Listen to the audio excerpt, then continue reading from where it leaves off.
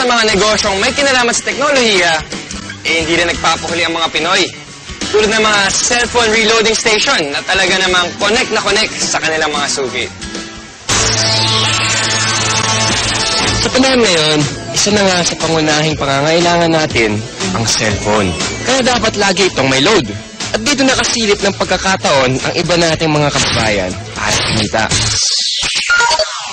Ang V-Mobile, nakaisip ng paraan kung paanong sa pamamagitan lang ng isang telepono at isang SIM card, maaari nang makapagbenta ng load ng kahit anong network. Ang kaibahan nitong V-Mobile, gamit mo yung cellphone mo, makapagbebenta ka ng lahat ng klase ng prepaid, cards at saka electronic, para magkaroon ka ng negosyo.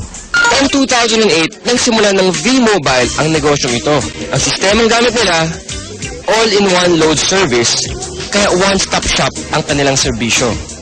Kailangan mo rito, at least meron kang cellphone, meron kang maliit na puhunan, hindi mo kailangan ng malaki, although pwede rin maging malaki ang puhunan mo. Yan ay depende sa kung plano mo sa negosyo.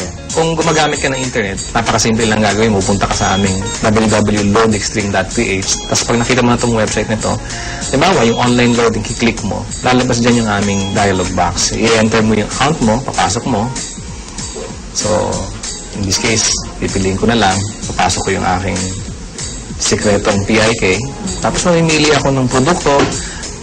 Tapos, lalagay ko yung cellphone number. Kiklik mo ngayon yung send load. Pag okay natin, yun na. Pero paano ka nga ba kikita sa negosyong ito? Halimbawa, may magpapaload sa iyo ng 100 pesos. Ang babawas ng load wallet mo ay 90 pesos lang. Ibig sabihin, may 10 piso kang kita sa bawat 100 na i-reload mo sa iyong customer. Kung kumikita ka ng 100 pesos kada araw sa pagre-reload, sa loob ng isang buwan, may kita kang 3,000 piso. Anip, tulad ni Peewee, na nakatuwaan lang daw noong una ang reloading business. Actually, nabuhat kami. Nung nag-start kami noon, magbabarkada lang kami. So, every night, magkakasama kami. Nakakatuwa. Nung 5 lang kami nagsimula. 5 members na kami. Kapatid ko, mga barkada ko. Tapos, yung nagulat ako, yung 5 tao nagsimula niya. Ngayon, ano na kami? Almost 100,000. So, actually, nag-vlog pa siya ng 100,000 members. Ayan, sa simpleng pagpindot-pindot lang daw niya ng cellphone, kumikita raw si Peewee ng mula 1,000 hanggang 5,000 piso kada linggo. Ayun, ano pang hinihintay niyo mga kapartner? Oras na para ang hilig niyo sa paggamit ng cellphone, pakinabangan niyo rin at maging isang maliit na negosyo. Kung mas pinili mo na lang manatili sa bahay ngayong summer, narito ang isang kapaki-pakinabang na tip. At dahil mainit ngayon, alam kong hindi nyo maiwasan na gamitin ang inyong mga aircon.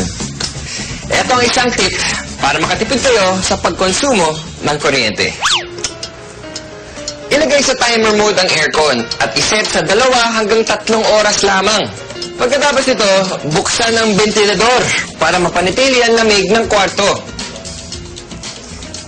May enjoy mo na ang lamig, makakatipid ka pa. O, di ba? Pwede naman eh.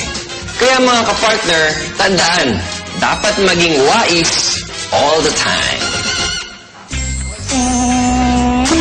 Ano ba masasabi natin?